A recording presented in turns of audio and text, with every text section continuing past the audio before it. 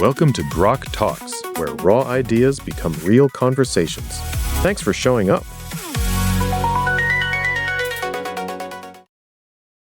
I still remember the exact way Queen Mab died. Not in some climactic duel with lightning and shouting, but because Merlin convinced a whole kingdom of ordinary people to simply turn their backs on her. In that old 90s Merlin series, she's this ancient fairy queen who built her entire reign on fear, and the moment the crowd stopped looking, stopped believing hard enough to keep trembling, she just unraveled. She shrank, thinned out into mist, and vanished like she'd never been solid at all. That image has lived in me for years. A being so bright and terrible, reduced to nothing the second the oxygen of our gaze was cut. Not it's the cleanest picture I know of how power actually moves, not just fairy queens. Clickbait, rage bait, whole news empires, political brands, viral outrage machines, they all run on the same fuel Mab did. We give them life by stretching toward them, especially when the stretch is spiked with fear, and once they're alive, they start shaping us right back. Attention. The word itself comes from the Latin attendere, ad plus tendere, to stretch toward, literally to reach yourself out in the direction of something. We treat it now like spare change we pay, but the old meaning remembers the cost. You're extending your nervous system, your finite hours, the limited fire of your focus, and that extension is what feeds whatever is tugging. That stretch is the ceremony that makes the thing real. Somewhere in the endless scroll we've spun up these egregores of pure reaction. You know the ones, the culture war generators, the apocalypse headlines that refresh every 20 minutes, the algorithm that can smell which half-truth will spike your cortisol. They exist because we keep stretching. Fear is the perfect hook, exactly as Mab used it. Once you're afraid, you can't look away, and the looking is the only nourishment they need. We need them like it's unpaid labor. Scroll, fume, share, refresh. Free rent in the skull. Note the bad, but let me turn this around on myself, because the tidy version is too neat and I don't fully trust neat stories. Isn't the real danger in turning away? If everyone just refuses to look at corruption or cruelty, doesn't the darkness grow denser? Sunlight as disinfectant? Democracy dying in darkness?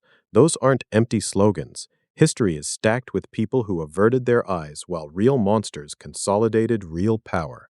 So maybe the call to starve the machine by withdrawing attention is just an elegant excuse for checking out.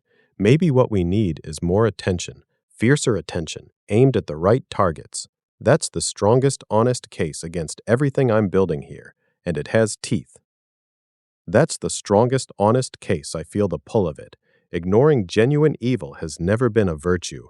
Yet here's where I climb back, or at least plant my feet on better ground. There's a difference between the deliberate, costly stretch of real attention, the kind that investigates, that holds power to account, that builds something durable, and the compulsive twitch these systems are engineered to harvest. Rage bait doesn't want your considered judgment. It wants the half-second flinch, the share, the hours of doom scrolling that keep the revenue flowing and the egregore fat. Mab never needed thoughtful worship. She needed the raw, fearful energy of eyes locked on her in terror. Turning away from that particular machine isn't apathy. It's refusing the bait. It's reclaiming the right to decide where your stretch goes. In Borges's story about Turing, a secret society invents an entire encyclopedia about a non-existent planet. They fill it with invented languages, philosophies, objects. As more and more people pour attention and belief into this fiction, pieces of Turing start leaking into our world. A compass etched with letters from no earthly alphabet, a metal cone that weighs almost nothing. The imaginary becomes solid through collective focus alone. Our feeds are running the same experiment every day at industrial scale. We're midwifing these entities into existence, and once they have enough of our stretch, they begin rewriting the rules around us. The practical move isn't total blindness, it's selective starvation. Starve the ones that can only live on fear. Feed the ones that make you clearer, braver, more free. Your attention isn't infinite.